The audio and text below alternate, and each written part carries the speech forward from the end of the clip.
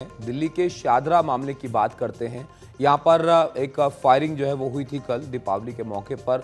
खुशियों में जो है वो मातम डालने की कोशिश यहाँ पर हुई। एक परिवार के फर्श बाजार इलाका यहाँ पर है, जहाँ पर दिवाली के मौके पर बदमाशों ने चाचा और भतीजे को गोली मारकर उनकी हत्या कर दी। और उसका ये सीसीटीवी फुटेज सामने आया है। ये उस वक्त की तस्वीरें हैं जब ये हमलावर जो है गोलियां यहाँ पर चलाते हैं। ये आप देख सकते हैं इस तस्वीर में। तो एक बड़े त्यौहार के दिन प्लान तरीके से ये माना जा रहा है, शुरुआती जांच में, पुलिस की प्राथमिक जांच में माना जा रहा है कि एक प्लान तरीके से ये हत्या को अंजाम दिया गया। साथ ही इसमें एक 10 साल का बच्चा घायल भी हुआ है।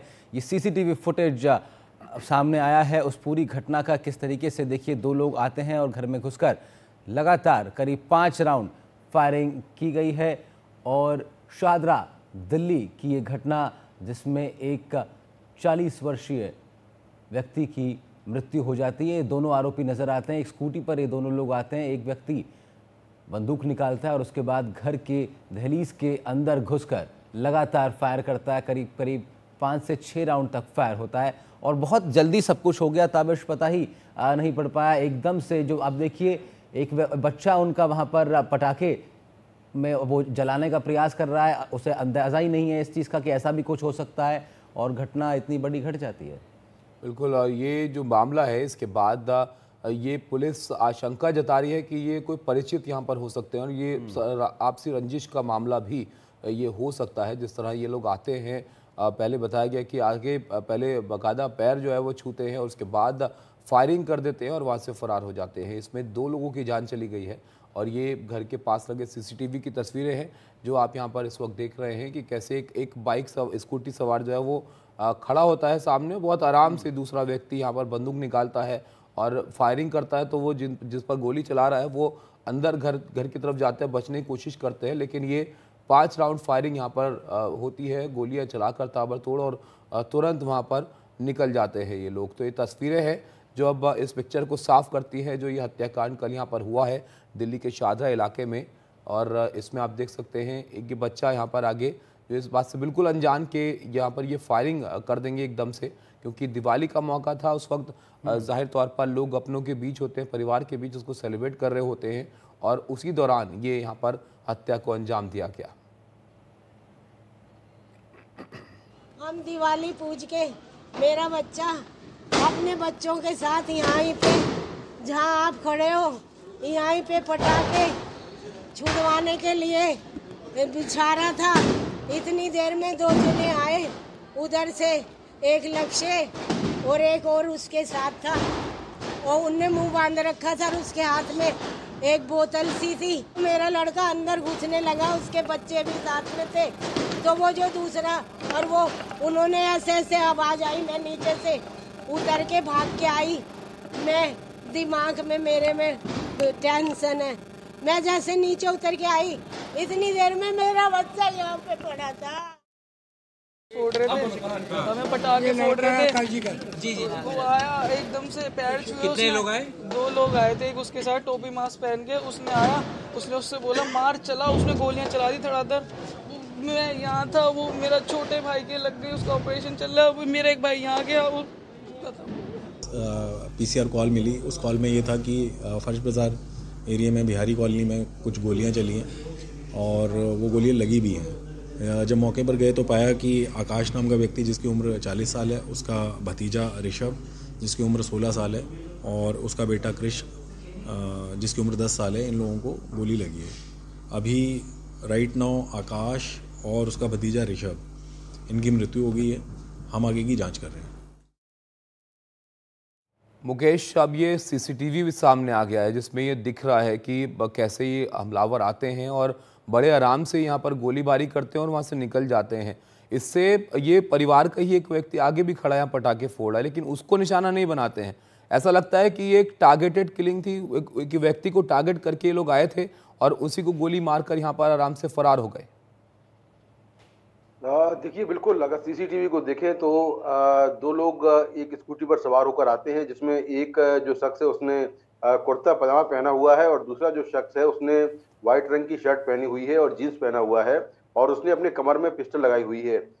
जैसे ही स्कूटी आती है उसी वक्त जो है जो आकाश शर्मा और उनका भतीजा ऋषभ शर्मा है वो घर के बाहर खड़े हुए हैं, दोनों पीले कुर्ते में हैं। ऋषभ जो है पटाखे चला रहा था और जो आकाश शर्मा है वो उनके पीछे खड़े हुए थे।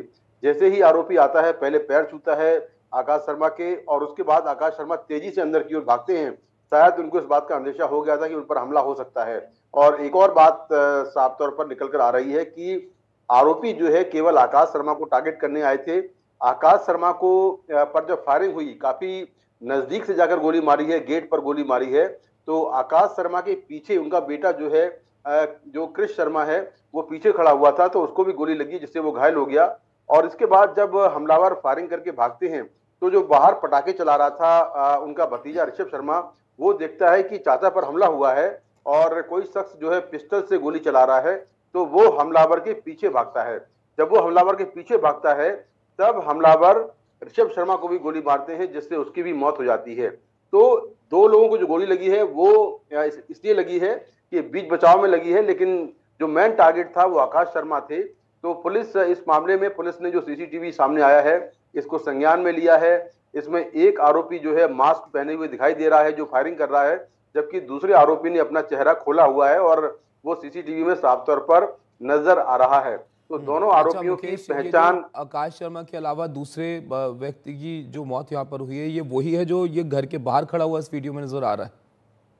देखिए बिल्कुल, जो घर के बाहर खड़ा हुआ है ये भतीजा है आकाश शर्मा का, ऋषभ शर्मा।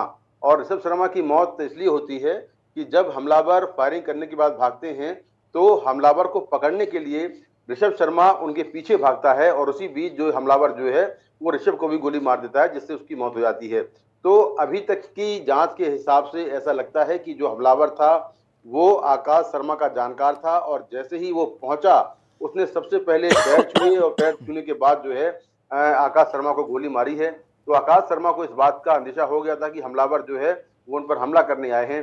फिलहाल इस सीसीटीवी के आधार पर जो आरोपी हैं उनकी पहचान करने की कोशिश की जा रही है और जैसा कि आकाश की मां बता रही हैं कि एक हमलावर का नाम लक्ष्य है और दूसरे के बारे में वो नहीं जानती हैं, तो पुलिस ने घर वालों के जो स्टेटमेंट है वो रिकॉर्ड किए हैं और उसके बेसिस पर जो आरोपी हैं उनको पकड़ने की कोशिश की जा रही है। क्या इन हमलावरों के पीछे भी कोई और है, क्या इसके पीछे कोई बड़ी कॉन्स्पिरेसी है, इसकी भी जांच चल रही है। और जांच ये भी चल रही है कि आखिर हमले के लिए दिवाली के दिन को क्यों चुना गया, क्यों जो पटाखे चलाने का टाइम होता है उसको चुना गया। क्या इसके पीछे ये वजह है कि कहीं आवाज जो गोली की आवाज है उसको लोग ना समझ पाए, पटाखों की आवाज समझें और खासतौर से दिवाली के दिन को ही टारगेट करने के लिए क्यों चुना गया। तो ये संक्षिप्त में ये और बता दीजिए आप, क्योंकि अब इस तस्वीरें सामने आने के बाद तो चेहरे भी इनके नजर आ रहे हैं। ये स्कूटर जिसकी नंबर प्लेट भी जाहिर तौर पर दिख रही होगी इस सीसीटीवी फुटेज में, तो कुछ पता चल पाया इनकी आइडेंटिटी के बारे में, कौन लोग थे ये?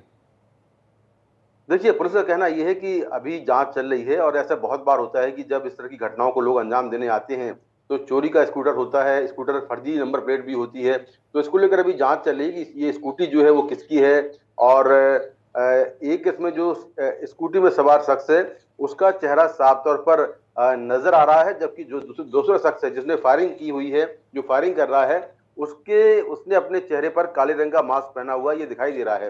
तो अभी इस पूरे मामले में जो संदिग्ध हैं उनकी पहचान करने की कोशिश की जा रही है। इसके पीछे मोटिव क्या हो सकता है, क्या मकसद हो सकता है, इसका पता लगाने की कोशिश की जा रही है। तो पुलिस तमाम पहलुओं से इस पूरे मामले की जांच कर रही है, लेकिन शुरुआती जांच में ऐसा लगता है कि कोई आपसी रंजिश का मामला है।